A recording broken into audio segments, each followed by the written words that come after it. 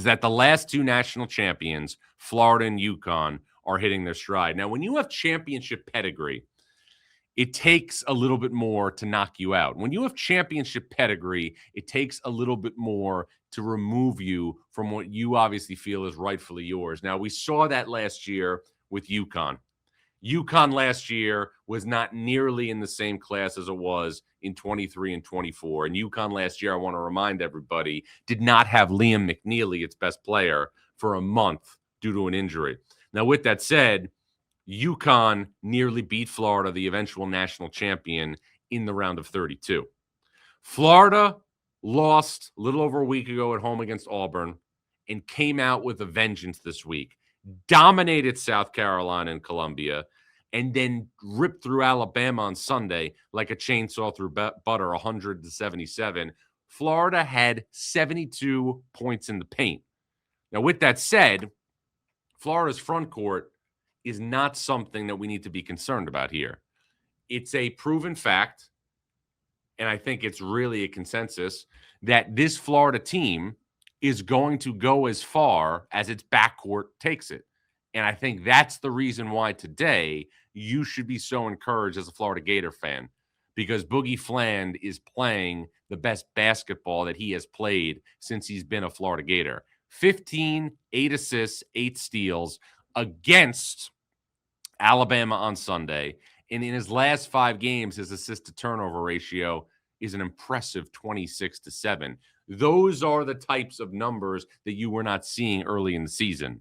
Another guy that I think is going to be a key piece for this team, Urban Klavshar, continues to play at a high level. Florida, when he hits double figures this year, is 10-2. So there's a lot to feel good about right now if you're the defending national champs. And as far as the team that Florida followed as national champs, UConn has the quietest 17-game winning streak maybe in the history of college basketball. Huskies have lost 1 time this year. Arizona at home, no Braylon Mullins, no Tarris Reed. Now, with that said, the Big East, in terms of NCAA tournament representation, in terms of difficulty, is not nearly on the same level as the ACC, the Big 12, the Big 10, and the SEC. But aside from all that, UConn did work early in the season. Beat Florida and Illinois at MSG. Won a game at Kansas. Beat BYU in Boston. And UConn this week has another big week. Obviously, there's a home game against Xavier on Tuesday, which you have to have, because if you're the Huskies and you're vying for a number 1 seed in the NCAA tournament, the Big East has more potholes than any other power conference if you're one of the best teams in the sport. And then UConn on Friday. And UConn and St. John's both have games to get through. On Tuesday, St. John's is going to play at the Paul on Tuesday.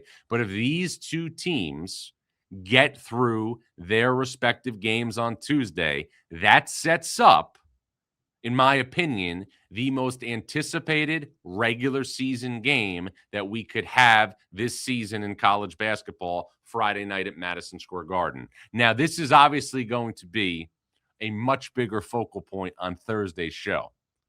But if St. John's wins at the Paul, and if UConn beats Xavier at home, UConn will enter Madison Square Garden on Friday night against St. John's on an 18-game winning streak.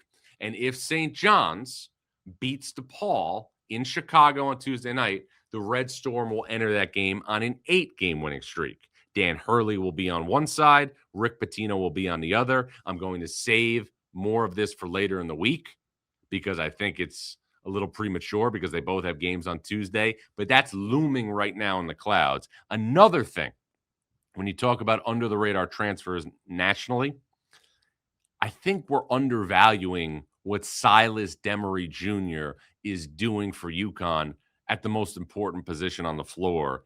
In Big East play right now, Demery getting about 12 points, 7 assists, 4 rebounds, assist-to-turnover ratio just under 4-1. This is the Tristan Newton 2.0 experience that Dan Hurley sought when he got Demery out of the transfer portal.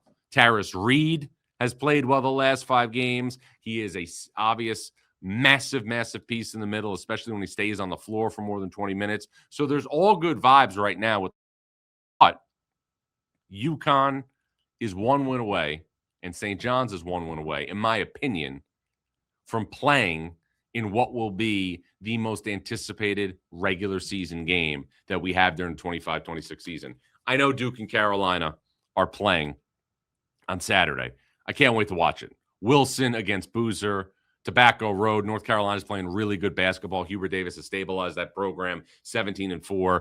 Duke's obviously great, only 1 loss, but rivalries are better when people don't like each other. Rivalries are better when there's hostility. And you better believe if St. John's and DePaul finish with the Red Storm winning, and if UConn and Xavier on Tuesday finish with the Huskies getting another W, the buzz will get beyond palpable for Friday night at Madison Square Garden.